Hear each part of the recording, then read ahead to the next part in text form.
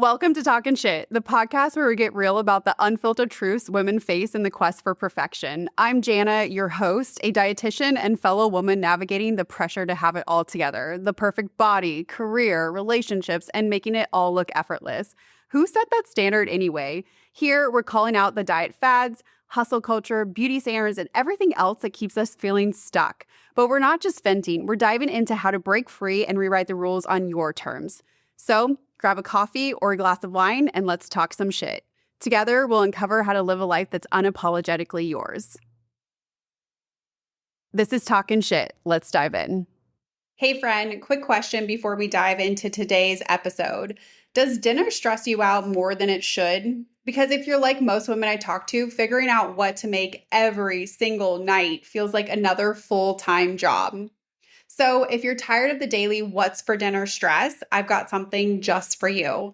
I've created the What's for Dinner guide with 50 quick, healthy, and blood sugar friendly recipes that are perfect whether you're cooking for yourself or your whole family. No more second guessing, no more last minute takeout, just real food made simple. Grab your copy for just $9, click the link in the show notes, and make dinner the easiest part of your day. All right. Now I'm back to the episode. But seriously, don't wait. Your weeknight sanity will thank you. All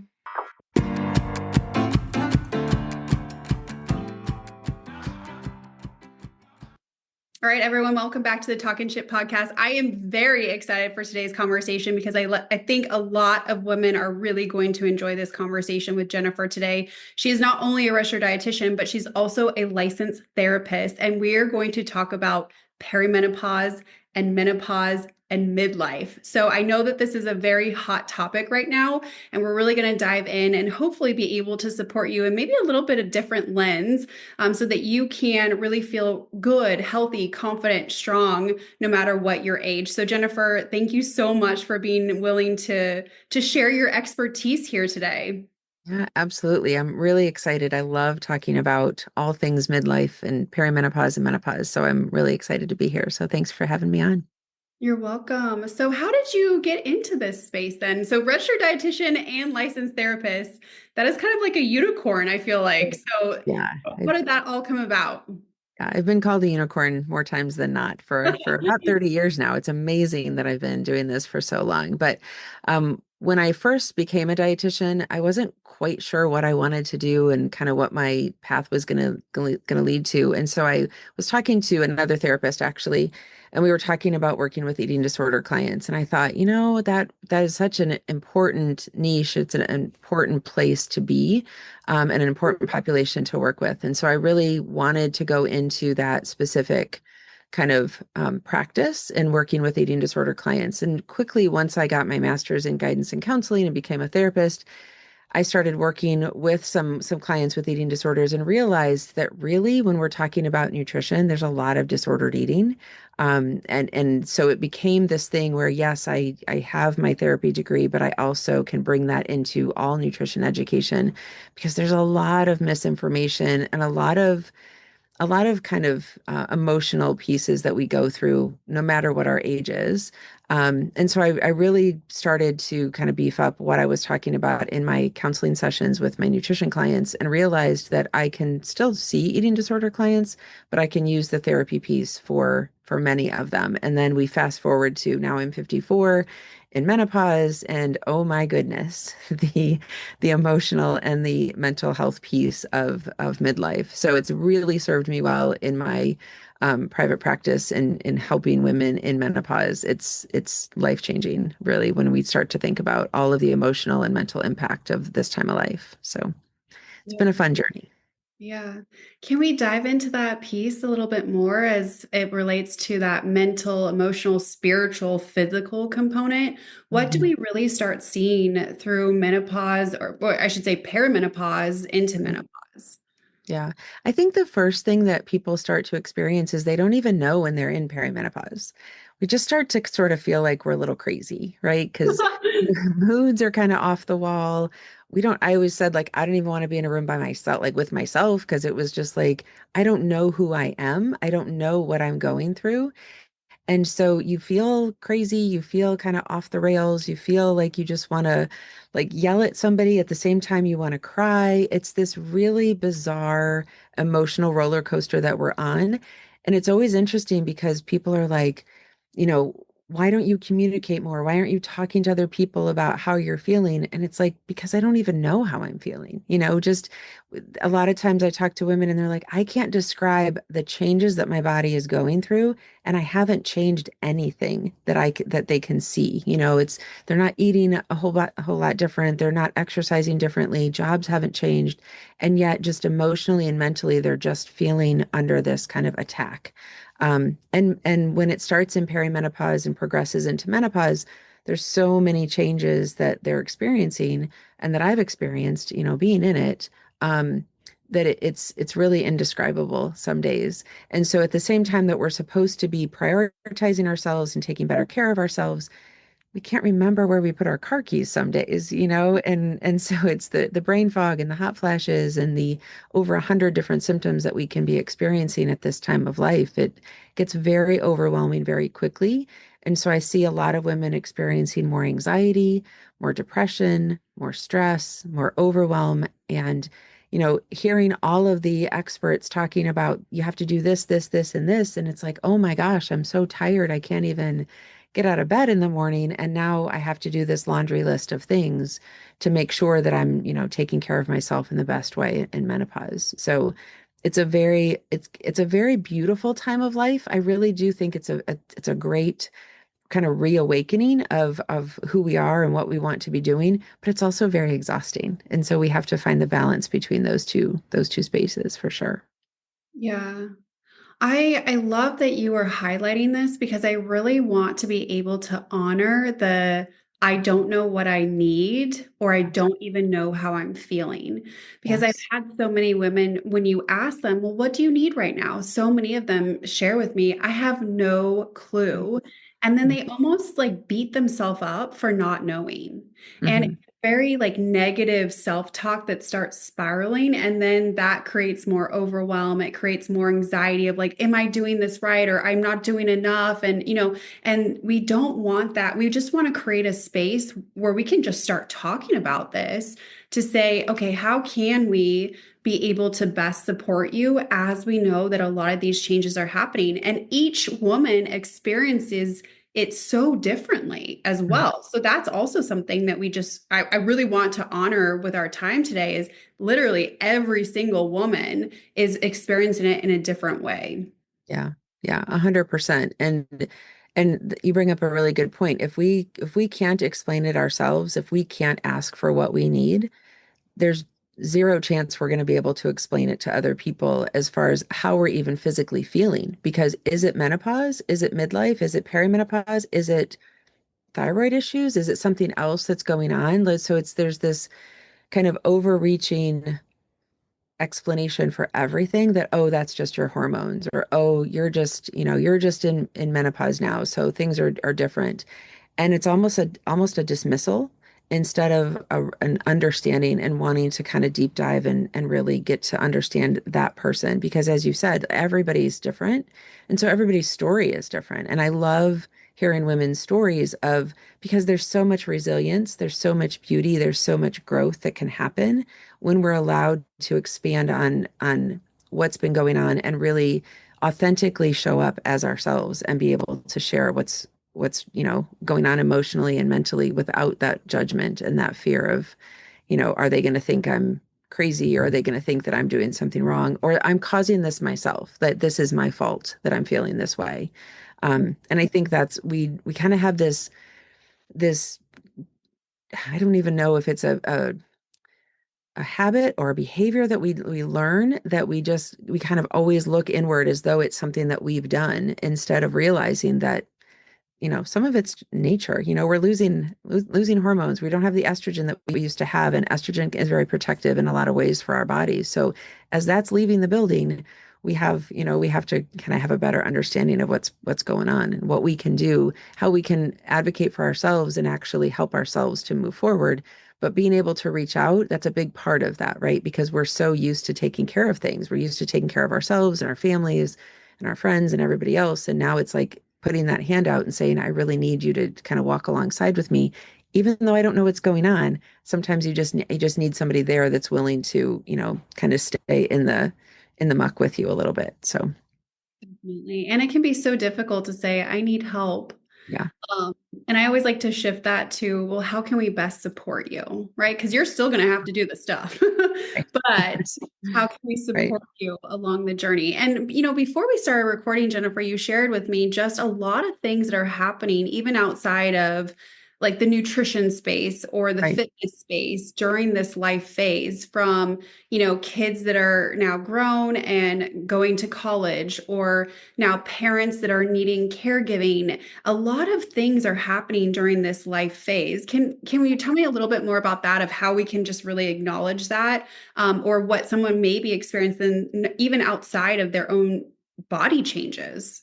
hmm Yeah. So at the same time that we're going through this incredible hormone shift and things like brain fog and night sweats, and if we're having night sweats, then we're probably not sleeping well, which means our energy is tanked and we're not thinking as clearly because we're not getting that rest and that reset.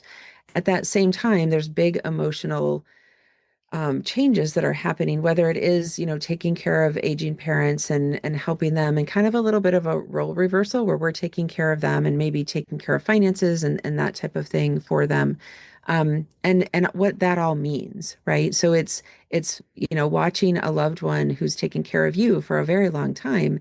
Now they're very, I don't want to say needy, but they need our help and they want to maintain that independence. So it's this kind of push pull that you have with that, kind of sandwich generation type of situation.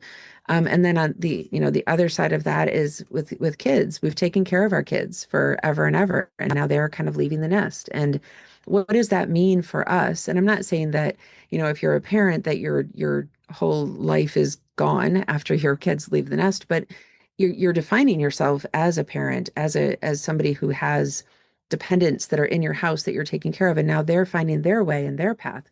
And what does that mean for you as in that relationship? Are you supposed to be have an opinion about what they're doing? Are you supposed to kind of let them go? And of course, it's that whole navigation of they're becoming their own person and their own selves, and not leaving you necessarily. They're going and finding their own path. But there's a grieving process. I know my kids are all in their 20s, and there's a definite grieving process that I'm going through. I'm equally as proud of them and happy for them and excited, but I'm like, what does that look like? Because I don't get to see them every day, and we don't get to have a, talk every day. And, so it's an evolution of that whole sense of self and that sense of who we are. And that next step of, okay, it opens up some doors. It gives you some more time and some more emotional ability to kind of maybe pursue some things that you haven't had time for, or that you've kind of left on the wayside because you've been taking care of kids and that kind of thing. But it's an acknowledgement. I really encourage women to acknowledge, how are you feeling today? And if you're sad, it's okay. It's because this is all seasonal, right? It's a season of maybe some sadness or some anxiety or some depression. And not to dismiss it and say it's not important, but let's acknowledge it for what it is. It is a really sad thing when your kids move out, or it can be. Some people are, doing cartwheels in the parking lot. Like it just depends on kind of where you're at. Nothing, and neither is wrong. If we can get to a place where we're acknowledging and really not judging it for right or wrong, and just allowing our bodies to feel how we need to feel in that moment, I think everybody wins in that case. We can kind of move through that. I just think we've spent a long time judging how we're feeling instead of accepting it and making it be okay, you know? Do you think that comes from the rules of menopause, like you shared earlier, these rules that have now been given to perimenopause or menopause, of this is how you should kind of navigate your way through it, or this is how you manage the symptoms? And then it's like, well, I'm not able to do that, or that doesn't fit my lifestyle. So am I doing it wrong? Or maybe I just need to change. Like, how have you seen these rules that have now come out impact, maybe in a positive or a negative way, or maybe neutral? So I think the positive is that we're having conversations. And I think it's very, very important that we are really having the authentic conversation of, I don't know what my body's doing and I am tired all the time and I need help, and not just settling for, well, the doctor told me to do this, so this is what I need to do. Reaching out to dietitians or therapists or physical therapists or other healthcare professionals that can support us in ways that we didn't even know we needed support in. But the more conversation we're having, I think the deeper we're going to take, deeper dives we're going to be able to take into this information and really help each individual person. Um, I also think that we have to be our own best advocates and we have to really stand up for, 100 grams of protein is thrown around the internet like it's like the answer to everything menopausal, right? Just eat more protein and everything will be right.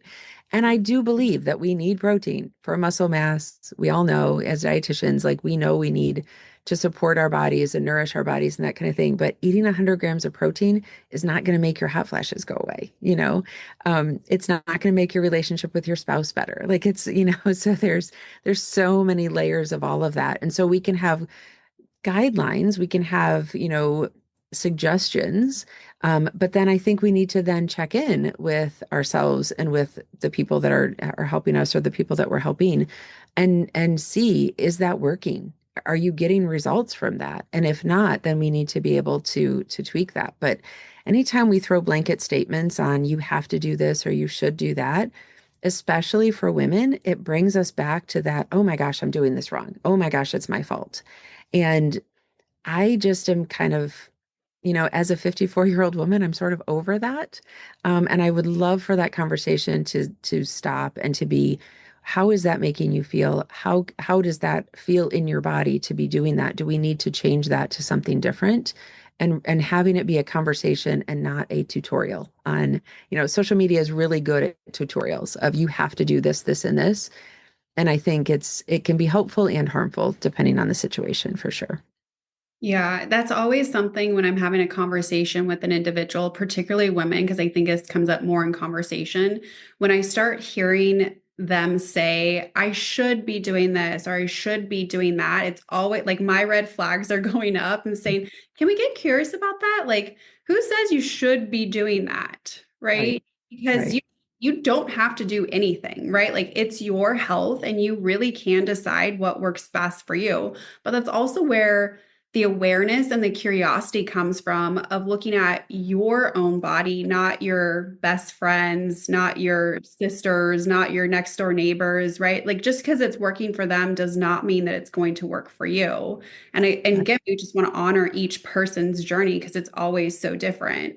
But I think Mhm. too, like with those rules, like you mentioned, I think this goes into what you were talking about earlier with that disordered eating aspect. I know I certainly see this within the nutrition realm For is sure. that I need to follow these rules.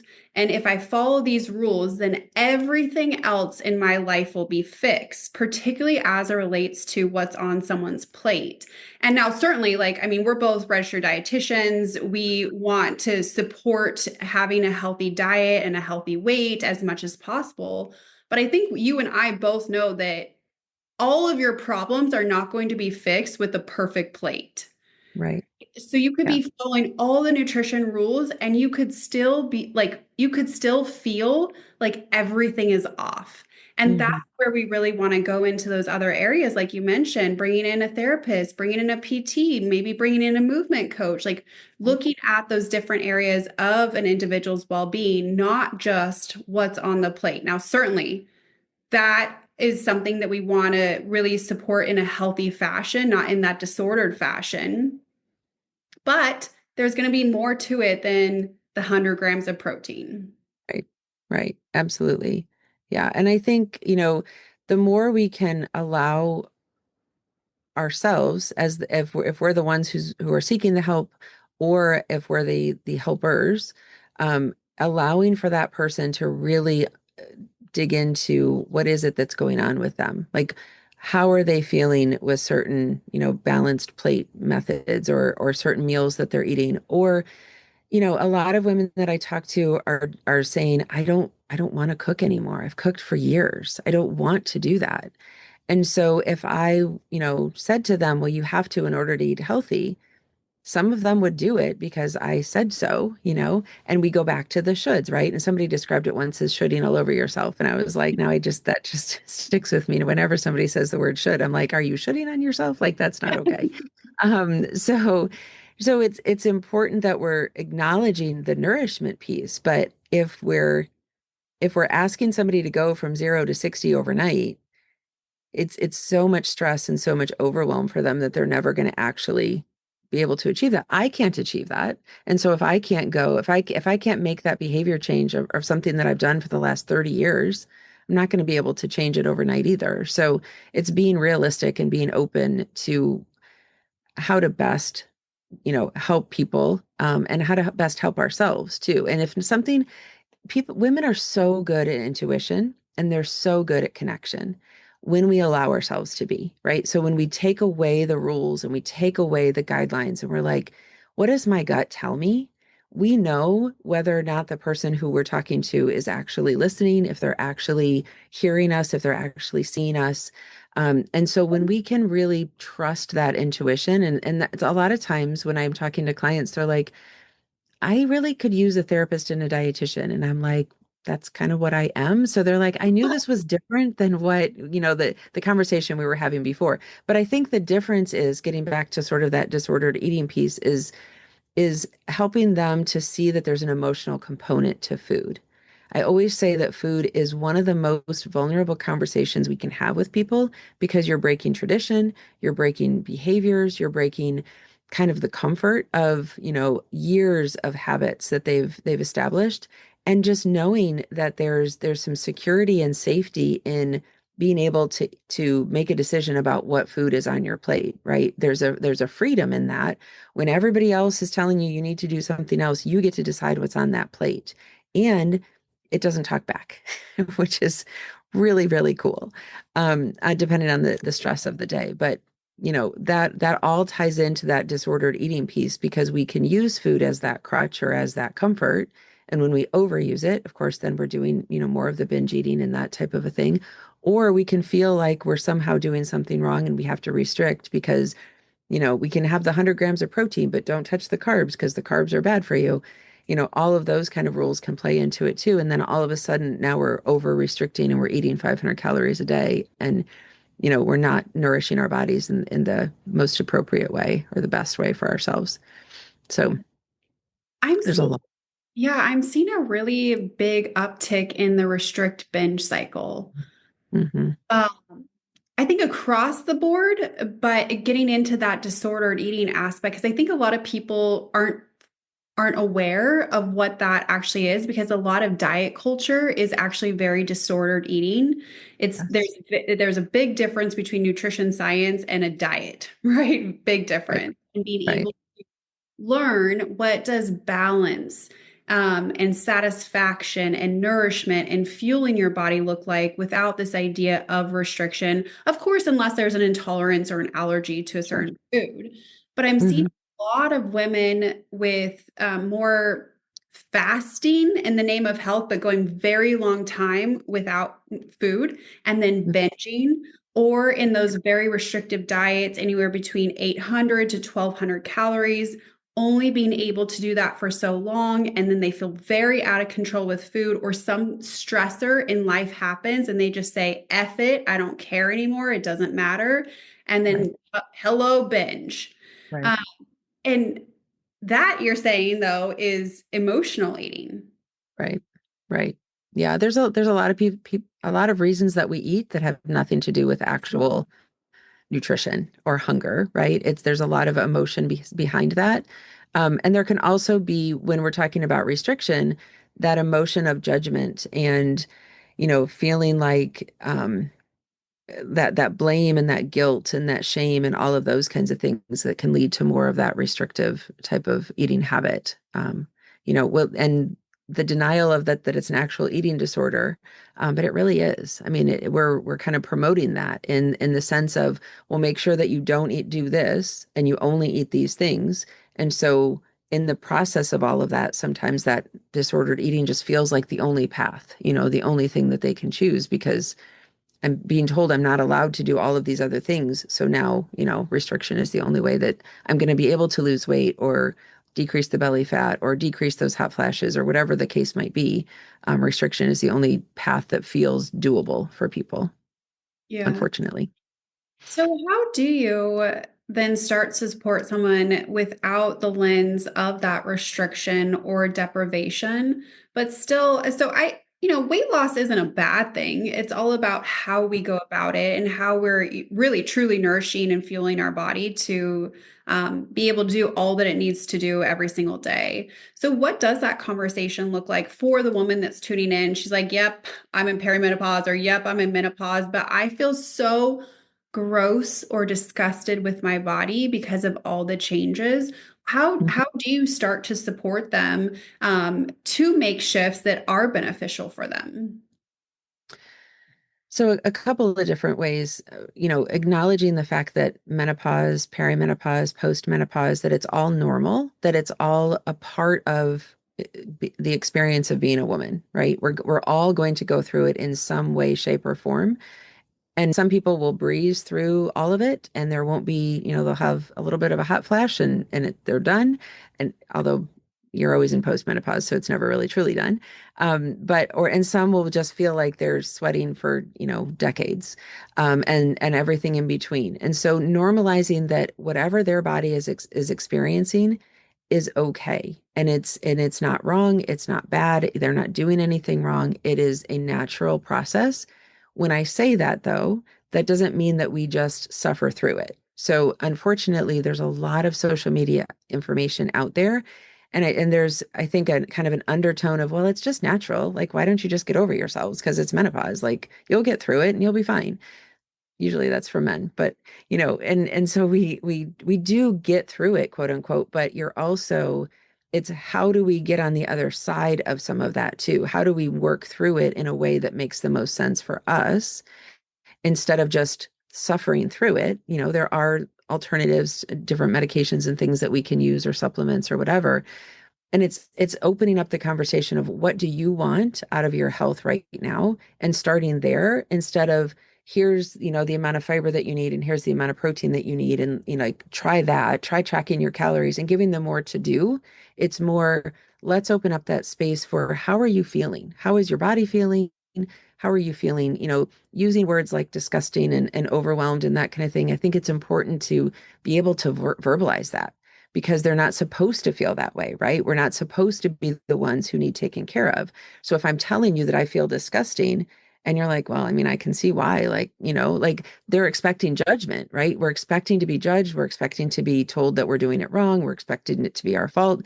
And so being able to have a safe space to have that conversation and feel and hear back or see back that it's like, oh my gosh, I'm so sorry that you're going through that.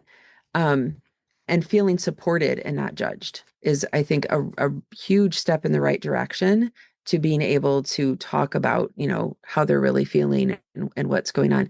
I kind of equate it to, it's kind of like trying to hug a porcupine, right? So we're feeling, we're feeling like maybe angry, we're feeling overwhelmed, we're feeling stressed out, we're tired, we're over it. And yet we want people to come towards us. We want people to support us, right? We're not really trying to push people away. And I say this from experience because literally there's days where I'm like, I want you to come towards me. I want you to hug me. And then I'm like, but I'm really mad at you. I don't know why. It's, just is what it is, right? And so if you can imagine kind of hugging that porcupine, that's exactly what menopausal women can feel like because we want people to come closer, but we don't know how to express that sometimes. And our mood swings and our anger and our frustration can be a little bit, overwhelming for people at times, and overwhelming for ourselves. So it's both. It's trying to make that connection, but also understand ourselves in the midst of all of that, Yeah. which can also lead to a lot of disconnect as far as relationships too, with your significant other or your spouse, right? You're trying to like figure out how not to feel disgusting in your body and have a relationship with somebody. And it's like, how's that all work together? So there's a lot of components to it for sure. Yeah, it's been interesting with I have been told often, one, that I am like the food therapist because Yeah. they're like, oh, I was just expecting you to tell me like eat more vegetables. It's like you already know to do that, right? Like you don't need me, like don't pay me to tell you that, right? Um, but we start to actually uncover, right, and get to the core of what's really going on. And I can't tell you how many individuals have just started to bawl their eyes out. And they've said, I didn't know I was holding all of this emotion as it relates to my body or my weight. Yeah. And there's there's so much healing and just being able to cry and let it out and not be shamed or told you have one more thing to do. Right. And I Right. think that, I mean, just as the registered dietitians, I think that that is kind of a misnomer, or maybe it was true, right? Like maybe several years back, it was more restrictive in nature. But I think been a culture change, and there's a huge culture change with just current dietitians of like, let's really talk about some stuff because we're really dealing with behavior and Right. mindset and attitudes and beliefs and identity that's all connected to our weight and how we interact with food because it's all relational. Um, Mhm. right? Like your relationship with yourself, your relationship with food, how you care for yourself, right? There's so many different layers to that. So Yeah. to give space and really give air to it is kind Yeah. of new. Yeah. Yeah. For sure. And it's almost like this, this thought that we can't take care of ourselves, that we're somehow not capable, even though, you know, most of us have held down a job for quite a while. We've done a good job in our careers. We've, been able to take care of kids or fur babies if we haven't, had kids, or, we've done so many amazing things. And yet when it comes to taking care of our own body, it's almost like we don't trust ourselves enough to make the best decision for us. And so it's like, oh, if I just took this one thing, or I followed this one, you know, thing that my doctor told me to do, or I followed this diet, or I'm sure that you run into this too. It's like, am I supposed to do keto? Am I doing Whole30? Am I doing intermittent fasting? Like, what's going to be the thing that's going to help me lose weight? Um, and sometimes it's just like you're saying, like we have to understand the emotional and the mental piece first to let some of that go so that we can even breathe in a space that allows for clarity on what does your body need, what kind of nourishment does your body need at this point.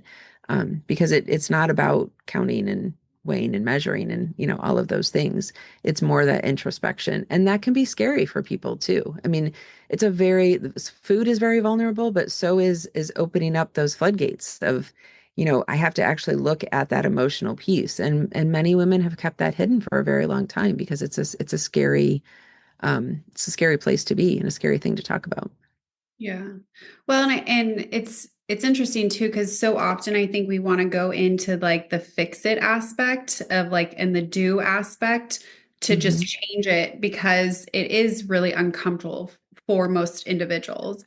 But Hmm. you literally bypass the first step of change, and that's awareness, Right. becoming aware of, well, what's going on? Like let's talk about it. And it's so interesting. As soon as I say let's talk about it, so many people are like, what? Like, you want to talk about this? I don't know. Like we don't talk about this. Um, Right. but Right. we have to get there for the awareness because many times so many women are doing things to their body that they would never recommend to their children to do. Right.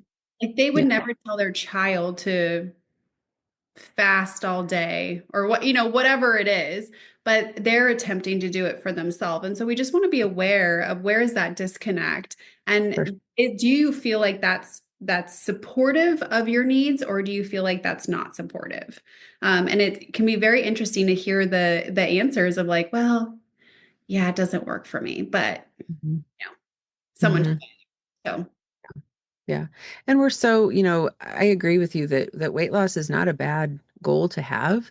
I think there's a lot of judgment about the speed with which people are able to lose weight in this particular group of people, because things are changing so rapidly in so many different areas, physically, emotionally, mentally, spiritually.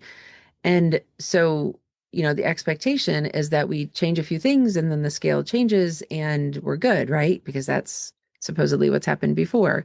Um, And yet we have so many other physical changes that are happening that we have to have other metrics and other ways to measure, where is that progress? And one of those can very, very much be that emotion of how are you feeling? How are you showing up for yourself? Are you taking time to do some deep breathing, during the day? Are you taking and also looking at things differently, like exercise?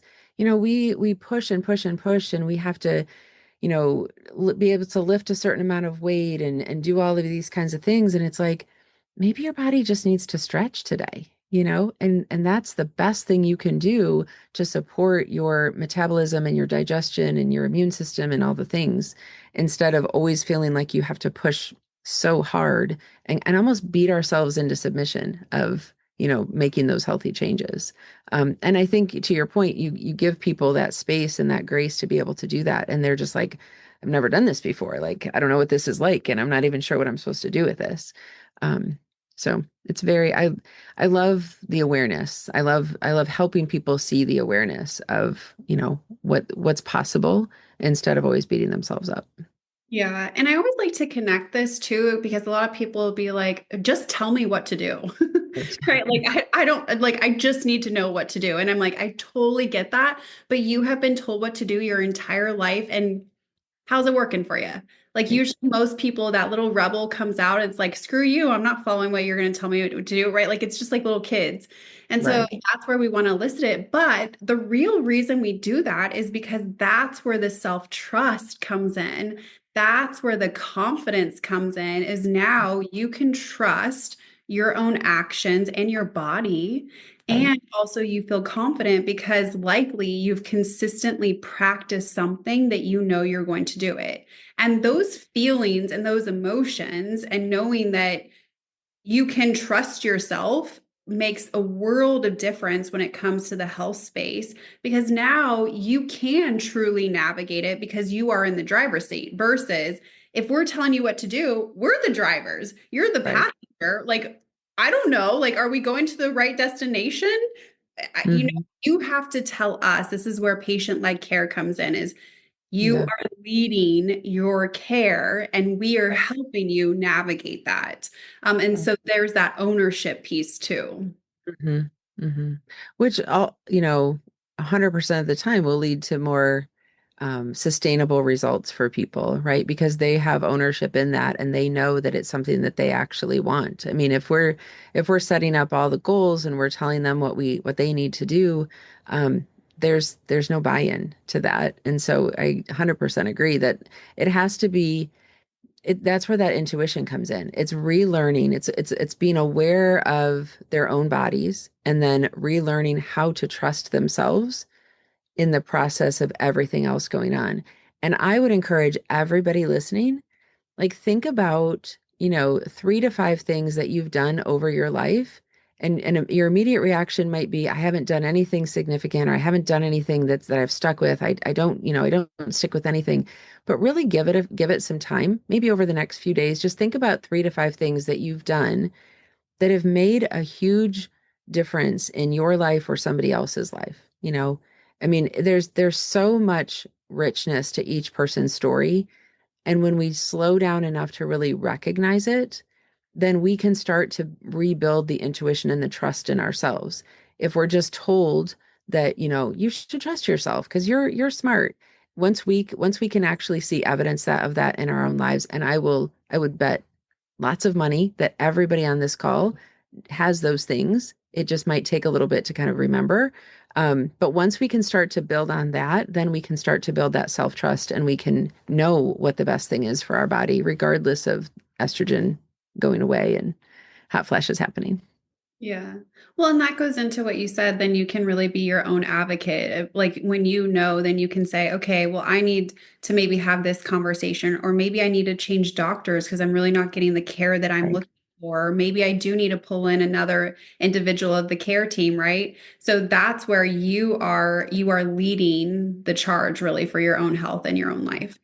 Yeah, absolutely. Absolutely. And to that point, if you're not comfortable with the people that you're entrusting with your healthcare, keep looking because there's, the research and the conversation of menopause is definitely expanding, but most of the providers out there at this point haven't had the opportunity to learn a lot about menopause. It's a fairly new conversation, even though we've been going through it since the beginning of time.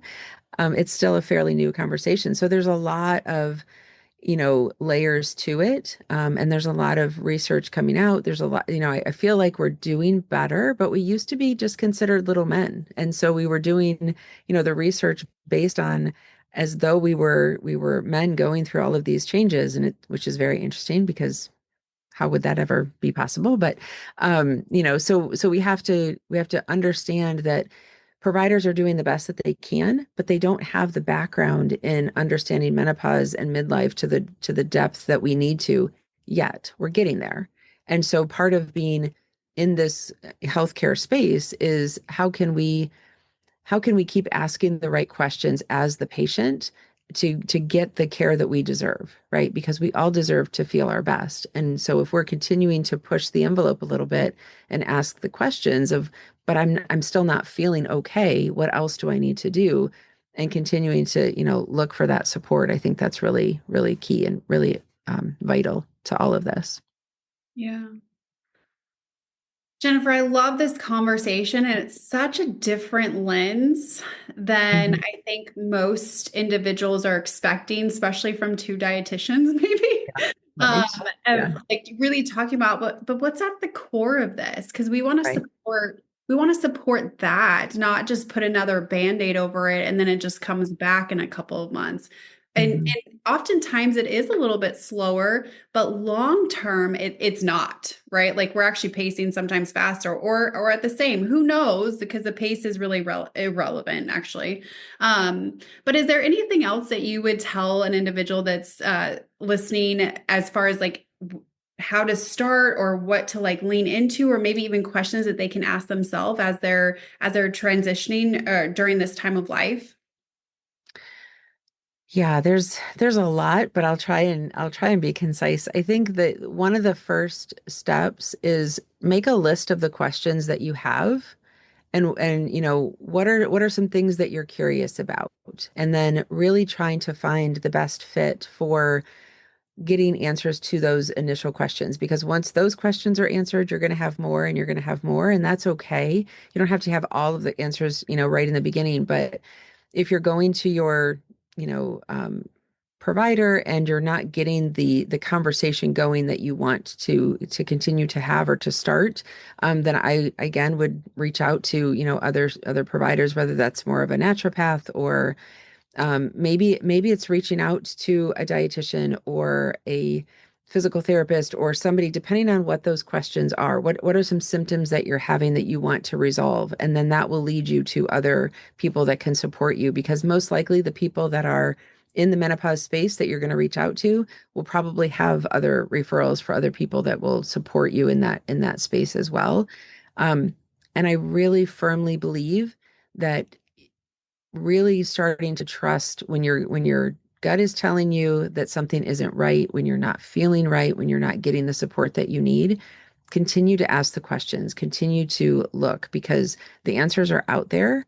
And it's our own responsibilities for taking care of our bodies in the best way that we can.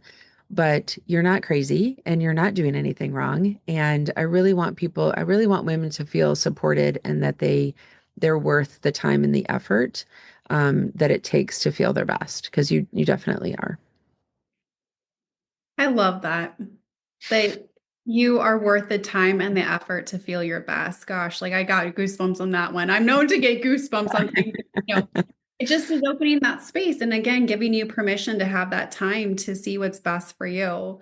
Mhm. And I'm going to encourage people, if you're meeting with your physician, I encourage you to say, I want a referral to a dietitian because we're Absolutely. of the care team and we can certainly be there with you in this space of food, but also movement or just setting like maybe realistic goals or just having a space to kind of talk about this area that you, like you've said, Jennifer, is really just it's nuanced and it's intimate and it's vulnerable and there's so many layers to it. So I want to encourage people to also, ask to see a dietitian. And can I add one more thing you just made me think about? I went to see a local physician who was doing a talk, and she said she's an OB-GYN, and she said, I don't have the time. She's like, I love having the menopause conversation, but I also deliver babies and I also, help women who aren't in the perimenopause and menopause space. And she's like, I have to kind of divide my knowledge and my understanding across all of these different areas. She's like, I have no idea about nutrition. I have no idea about therapy. And she didn't know I was in the audience, but then we talked afterwards. And she very plainly said, I am not a dietitian. I am not the person you should talk to about your nutrition. So she refers to us quite a bit, which is really nice. But if you're not getting those referrals, if you're not, feeling supported in those ways, it's okay because there are people like ourselves that can help and can support in that way. But just know that, one person when it comes to menopause is not going to be, this isn't a silo kind of a thing, right? We have to have a whole team approach. So absolutely reaching out for that support and talking to your provider about getting some of those referrals, especially, of course, we love dietitians, to be able to support you because it's a lot. And so you need support from a lot of different areas for sure. Yes, very true. Yeah. All right. Well, any last thoughts then, Jennifer? I just appreciate you having this conversation with me. I really appreciate the opportunity to talk about it and continue to, keep the conversation going. It's such a rich conversation, and I'm really grateful for people like yourself that want to have more people, more openness and more clarity of what's actually going on because it's definitely necessary. So thank you so much. Very welcome. Thank you so much for your expertise. I appreciate it. This has been Talkin' Shit. If you like this episode, please give it a thumbs up or leave a review on the Apple Podcast app. If you want more episodes, click that subscribe button. And if you want to learn more, visit healthwins.org. Talkin' Shit is produced and hosted by me, Jana. This production is also made possible by the Community Media Access Collaborative. Learn more at cmac.tv. See you next time.